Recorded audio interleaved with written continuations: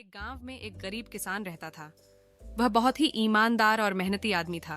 वह अपने छोटे से खेत में काम करता और बहुत ही खुश रहता था। उसका एक दोस्त था जो उस गांव के राजा के यहाँ सिपाहियों का काम करता था। वह किसान से उसके घर रोज मिलने जाता था।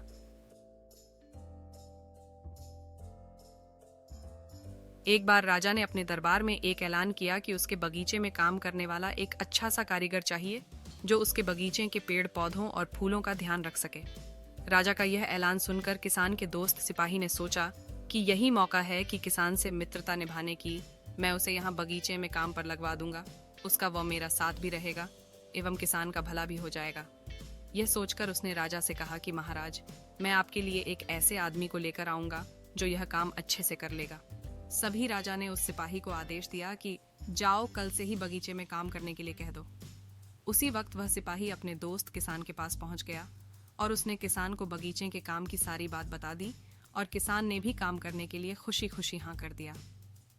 अगले ही दिन अपने दोस्त के साथ राजमहल पहुंच गया।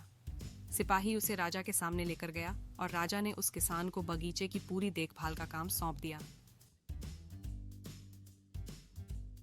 राजा ने कहा, तुम अगर पूरी ईमानदारी के साथ काम करोगे तो तुम्हें 50 सोने की मुद्राएं हर महीने दूंगा।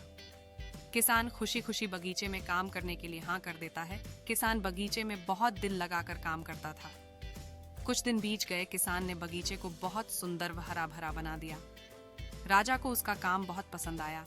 एक दिन किसान बगीचे में कुछ खुदाई कर रहा था तो उसने जमीन के नीचे कुछ महसूस किया। तो उसने खुदाई की तो देखा वहां नीचे एक बड़ी सी संदूक थी।